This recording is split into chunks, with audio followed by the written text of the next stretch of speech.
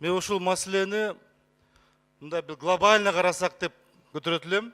Мен фракциянын чечими деп айтып атасыздар, биз мына фракциянын чечим чыгарабыз. Өзү негизи мына айлыктар боюнча мамлекет мекемелерде иштеп аткан айлыктар боюнча бир топ маселелерди айтып келебиз. Мына Кыргыз энерго холдинг жана башка мына азыр КМ Мобайл деп чыгып калды.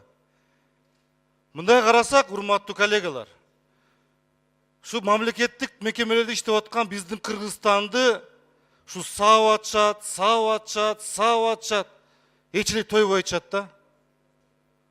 Ушу комиссия түзүп, бүт эле мамлекеттик мекемелерде кандай айлыгы болуп атат, кайсы мыйзамдардын негизинде премия алып аткан болсок, эмненин негизинде премия алып атат, жана кошумча айлыкка кошумча акча каражаттар алып атканда ошол эмненин негизинде алып атат. Ошону бир ревизия кылып койбойлукпу? Ким жаман?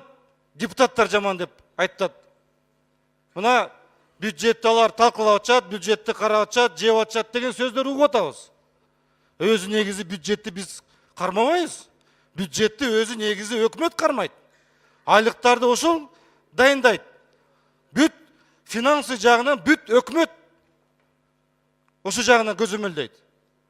Өкмөт ошо боюнча эч кандай реакция кылган жок айлыктар боюнча. Ошончо мына Өнүгүү прогресс фракциясы биз да чечим чыгарып беребиз, комитет чыгарса чыгарып берелик.